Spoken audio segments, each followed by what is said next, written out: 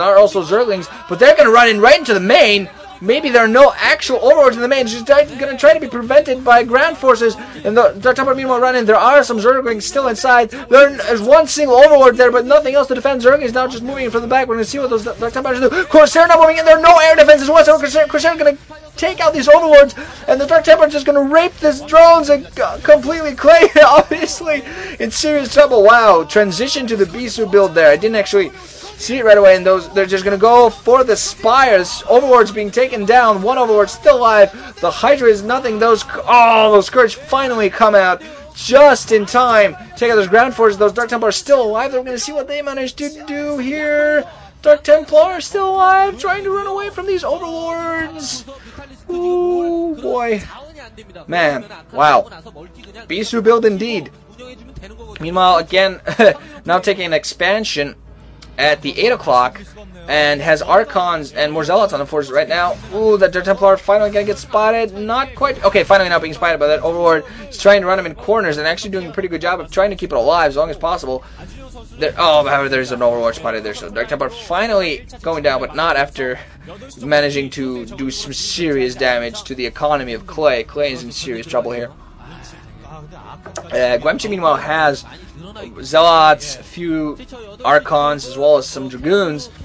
He's going to make sure he gets down that expansion, and probably going to move out. The killing blow could actually come pretty soon, because nothing but a few Zerglings and some Hydras as well on the ground. A few Scourge in the air for Clay. Now going to move into this 8 o'clock, take down the probe. Well, the next is going to go up. There's a Zealot there as well.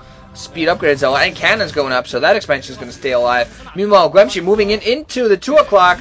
Few Zealots, not far too much to defend there. Moving back with his Archons and Dragoons, not going to push that. I'm going to see whether he's going to try to macro up a little bit more, get quite a few more forces up. Clay, meanwhile, has quite a few hatcheries. I think, yeah, he's 5 hatcheries at this point, but not producing too much from them, because he has to get his economy up going up first.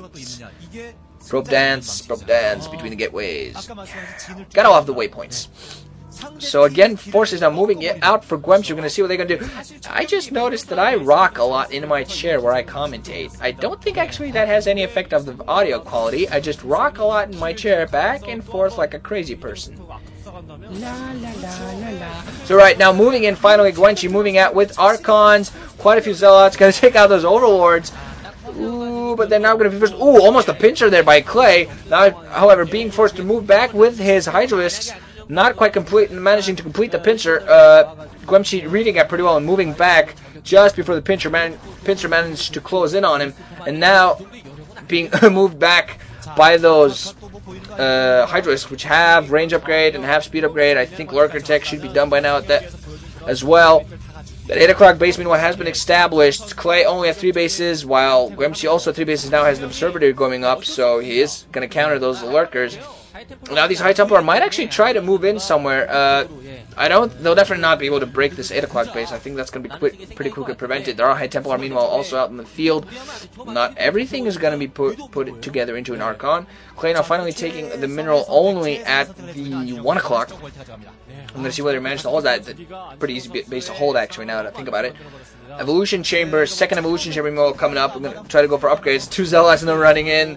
They're going to see what they can do. Okay, wow, he's going to go right for that. Wow, awesome spotting there. Just moving in several upgraded Zealots just right at this base and just going to try to prevent as much as they can. There are Hydras, though, to defend that. We're going to see if he uses that, though. Might be using that to move in. There's going to be a battle here in the middle. There are Hydras that are going to meet some Archons, Zealots, and some Dragoons. Ooh, nice storm catching a large group of Zerglings, of Hydras there, and we're going to see if there are more storms. Very nice storm. Just bad positioning there by Clay. Clay in serious trouble at this point. He has nothing but a bunch of Hydras on the ground. There is a very overpowering number, though. He has to be careful. A bunch of them are damaged now. That hatchery might actually go down just to those 2 single Zealots.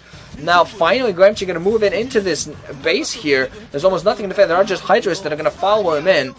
But I think he has plenty of forces. Their Lurkers finally down on the ground. Their Barrow, I think an Observer should be out at this point. Okay, maybe not. It doesn't have an Observer ready, so he's not going to move in. He's going to wait a little while, bide his time, wait for that Observer. Then at that point, I think The killing blow will come. A range upgrade also coming up for the goons. And at 1 o'clock has been taken down. Another drone being sent, and that's obviously not going to happen. There is one lurker egg that are going to... Okay, never mind. Not a lurker egg. I thought it was a lurker egg. It was just a drone morphing. But Clay's actually playing quite lackluster.